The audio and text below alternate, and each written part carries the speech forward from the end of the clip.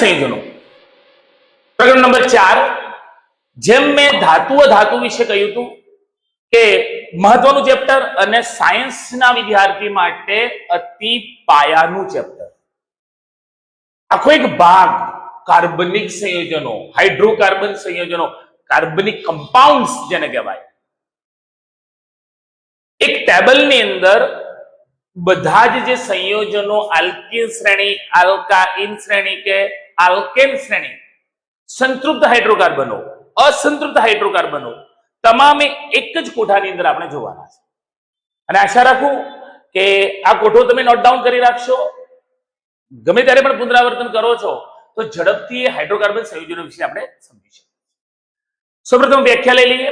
Hydrocarbon સંયોજનો અથવા કાર્બનિક સંયોજનો હાઇડ્રોજન અને કાર્બન થી બનતા સંયોજનોને હાઇડ્રોકાર્બન સંયોજનો કહે છે. સો સિમ્પલ એકદમ વ્યાખ્યા. પણ એ અલગ અલગ શ્રેણીઓ ના આધારે એના નામકરણ અથવા જે સમૂહ લાગે છે, ક્રિયાશીલ સમૂહ, અને ક્રિયાશીલ સમૂહના આધારે એના પાછળ લાગતા પ્રત્યય શું છે કે અહીંયા ધારો કે શરૂઆત કરીએ. અહીં આપણે દર્શાવી છે કાર્બનની સંખ્યા. 1 કાર્બન, 2 કાર્બન, 3 કાર્બન, 4 કાર્બન, 5.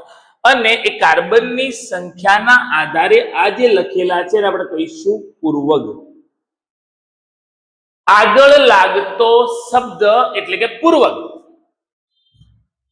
અને એ અણુસૂત્ર ના આધારે પાછળ શું પ્રત્યય લાગશે. ઓકે, મેં એના સામાન્ય સૂત્ર લખ્યા છે. ધારો કે પ્રથમ શ્રેણી જે છે એ શ્રેણીને આપણે કહીશું આલ્કેન શ્રેણી. બીજા નંબર પર શ્રેણી છે એને આપણે કહીશું આલ્કીન શ્રેણી અને આલ્કાઇન. આલ્કેન, આલ્કીન અને આલ્કાઇન.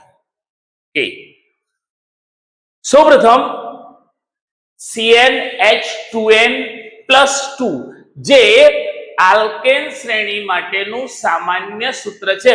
મતલબ કે n તરીકે 1, 2 એવું ગુણક લઈશું. એના આધારે કાર્બનની સંખ્યા કેટલી, હાઇડ્રોજનની સંખ્યા કેટલી, એ પ્રમાણેનું અણુસૂત્ર બને છે. અહીંથી લઈશું પૂર્વક અને અહીંથી લઈશું પ્રત્યય. રેડી? ચલો, ધારો કે અહીં એક એક્ઝામ્પલ પહેલા લઈ લઈએ. CnH2n+2. ધારો કે n તરીકે 1 લેવામાં આવે તો C1+2 એટલે CH4 મળે છે. CH4. હમણાં કહ્યું પ્રમાણે કયો શબ્દ લઈશું?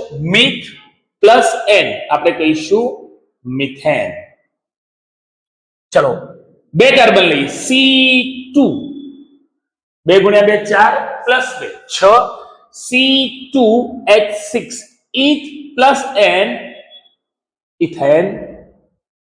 એ પ્રમાણે n ની જગ્યાએ 3 લઈએ તો C3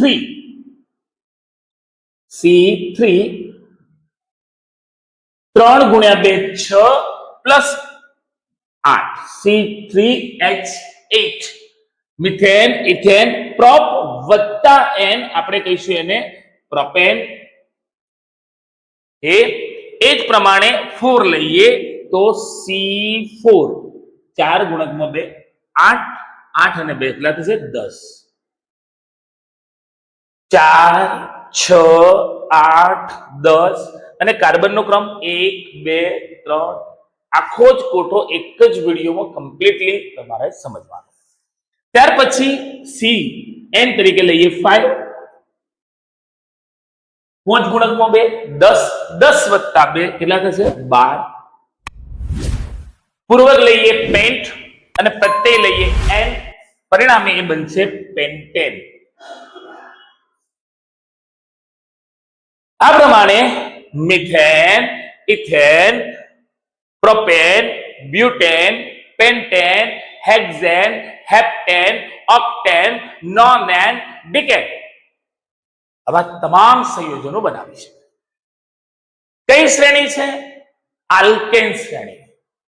કેવી શ્રેણી છે? સંતૃપ્ત હાઇડ્રોકાર્બન, મતલબ એ શ્રેણીના કાર્બન અને હાઇડ્રોજન વચ્ચે માત્ર એકલ બંધ હશે, એક બંધ હશે, પરિણામે સંતૃપ્ત છે. અહીંયા મેં આજે દર્શાવ્યું છે તો માની લો કે આ એકલ બંધનું સંકેત છે. એ શ્રેણીના સંયોજનોમાં એકલ બંધ, કોઈ દ્વિબંધ, કોઈ ત્રિબંધ કે અન્ય કોઈ સમૂહ લાગશે નહીં.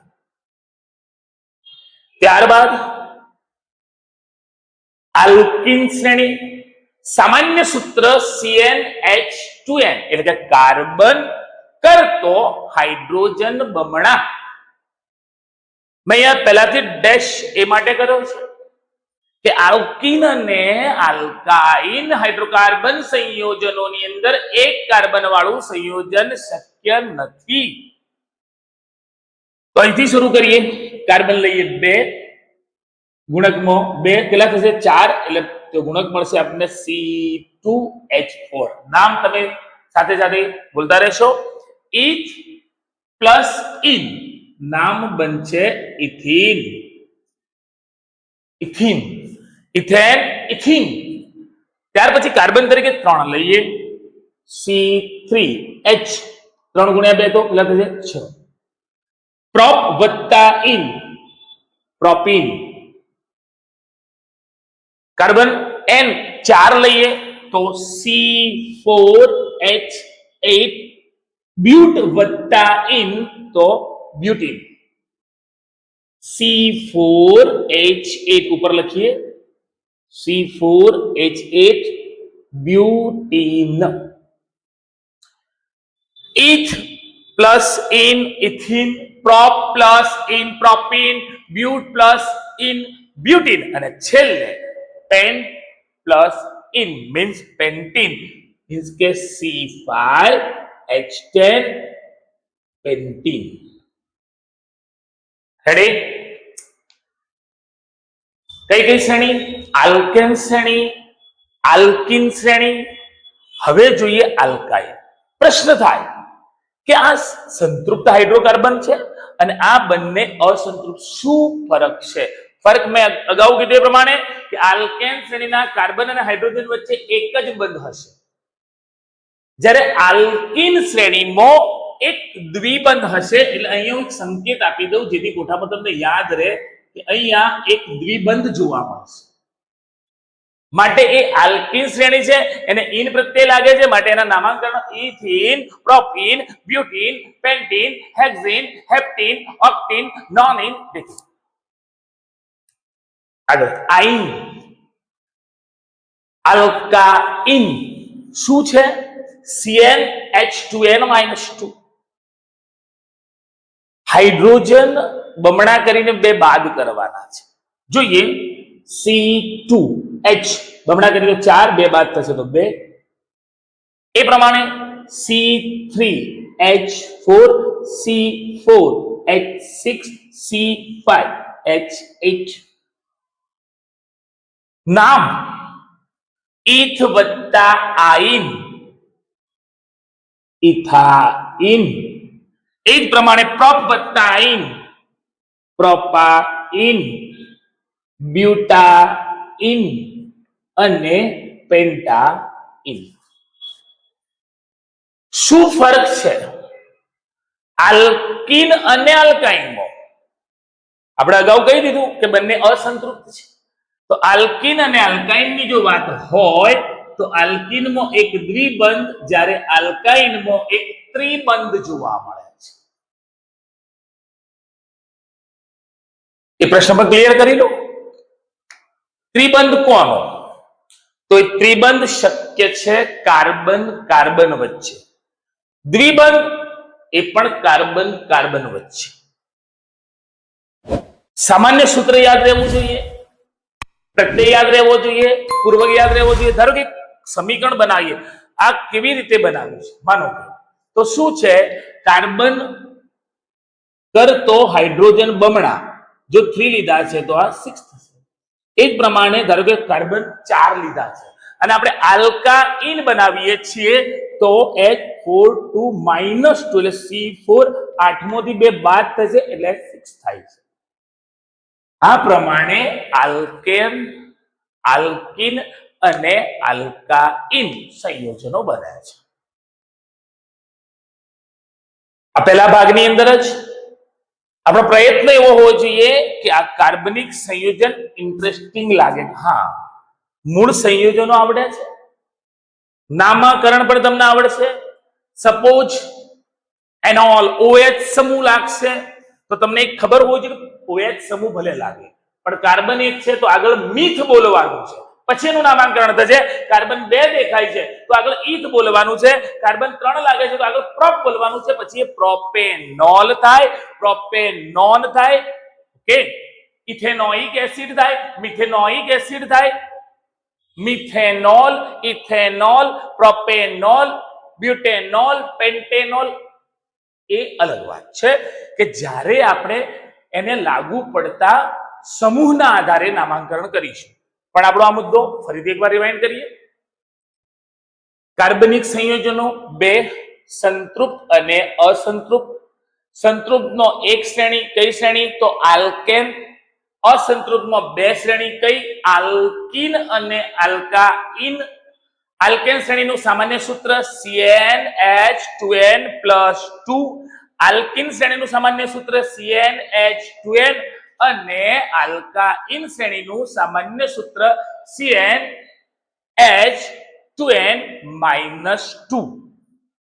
બંધની વાત કરીએ તો આલ્કેન શ્રેણીના સંયોજનોમાં એકલ જ બંધ દરેક જોવા મળશે. આલ્કીન શ્રેણીના સંયોજનોમાં કાર્બન કાર્બન વચ્ચે એક દ્વિબંધ જોવા મળશે અને આલ્કાઇન શ્રેણીના સંયોજનોમાં કાર્બન કાર્બન વચ્ચે એક ત્રિબંધ આપણને જોવા મળે છે. એક પ્રશ્ન ક્લિયર કરીને ચાલીએ કે હાઇડ્રોજનની સંયોજકતા કેટલી રહેશે? 1. કાર્બનની સંયોજકતા કેટલી રહેશે? 4. એ કેટેનેશનનો એનો ગુણધર્મ છે. એના આધારે જો દ્વિબંધ કે ત્રિબંધ હશે એમાંથી એક હાઇડ્રોજન દૂર થઈ અન્ય સમૂહ લાગશે અને જ્યારે સમૂહ લાગશે ત્યારે એ સમૂહના આધારે એનું નામાંકરણ. બાકી એક વાત સ્પષ્ટ હોવી જોઈએ કે જ્યારે સંયોજનનું નામ બોલાય ત્યારે સંયોજનમાં રહેલા કાર્બનની સંખ્યા જોવાની છે અને એ કાર્બનની સંખ્યા જે પ્રમાણે હશે એ પ્રમાણે પૂર્વક આવશે. માનો કે કાર્બન 3 દેખાય તો પૂર્વકમાં પ્રોપ બોલાશે, પછી એ પ્રોપેનોઇક એસિડ બને, પ્રોપેનોલ બને કે પ્રોપેનોન બને, એ સમૂહના આધારે છે અને પાછળ લાગતો શબ્દ એનો પ્રત્યય છે. તો આ પ્રમાણે કાર્બનિક સંયોજનો, એને લાગુ પડતા સમૂહો અને સમૂહના આધારે નામાંકરણ ના પ્રશ્નો અને બહુ જ મહત્વના પ્રશ્નો આપણે બીજા ભાગની અંદર જોઈશું. આશા રાખું કે આ ટેબલનો પ્રથમ ભાગ બહુ જ કારગર અને બહુ ઉપયોગી કાર્બનિક સંયોજનો સમજવા માટે થશે. મિત્રો, ફરીથી આગ્રહ કરું કે આપણી આ ચેનલ MGR YouTube ચેનલને તમે લાઈક કરો, શેર કરો અને વધુમાં વધુ સબસ્ક્રાઇબ થાય એવો પ્રયત્ન કરો.